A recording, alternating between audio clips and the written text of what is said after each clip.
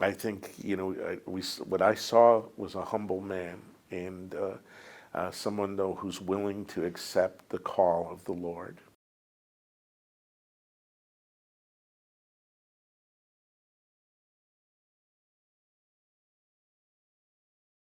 Well, first of all, let's start with how are you feeling right now? I'm overwhelmed. I'm overwhelmed just wrapping my head around a pope from the USA and a pope who served in the Western Hemisphere. And I'm joyful and grateful. And a pope from Chicago. Yeah. Now, have you met him before? I have not met him personally. We have friends, I think mutual friends from many years ago before either of us were doing what we're doing now. So I've heard nothing but very nice things about it. Yeah. Tell me about the atmosphere here, the waiting, the anticipation. Oh, I think, well, we were all excited and hoped people were guessing, and all of us were guessing wrong. And so it added to the great surprise. And it just, I think we were almost as overwhelmed as he was. Were you expecting the choice to be an American pope? No, I really wasn't. And I don't, it's also, he's really kind of, his background is very different and really very diverse. I mean, in the sense he was born in Chicago, raised in Chicago. I see he entered and went through high school seminary with the Augustinian and then became an Augustinian, went to Villanova, and then was ordained for them and served as a missionary really for most of his priesthood in Peru. And so I also saw, I mean, just recently that he became a Peruvian citizen when he became bishop there in Chiclayo. In some ways, he certainly understands the mindset of the United States, and also, though, has pastoral experience and a heart formed by his work in Latin America. Yeah. What type of influence do you think he'll bring to the Catholic Church?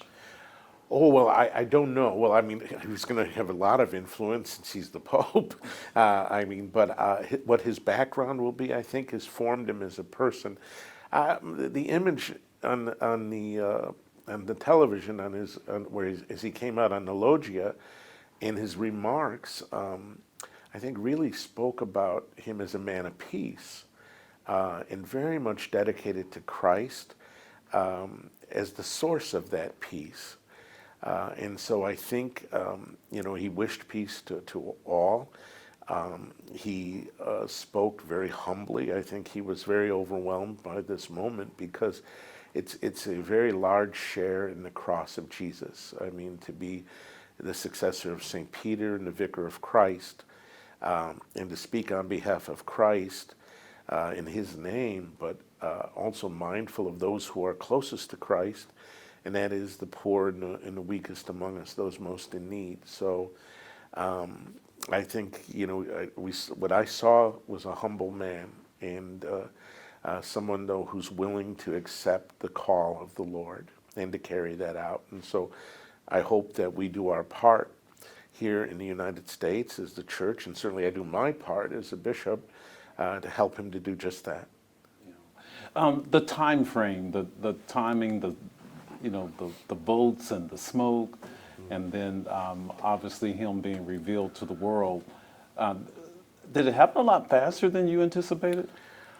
Well, for myself, I was surprised at how fast it happened, but that just shows you how good of a papal predictor I would be. I thought it might take another day or so, but it seems to me that the last several conclaves where they've added these meetings beforehand, I think have helped the cardinals to discern and to come to know each other in a less intense environment than just in the conclave.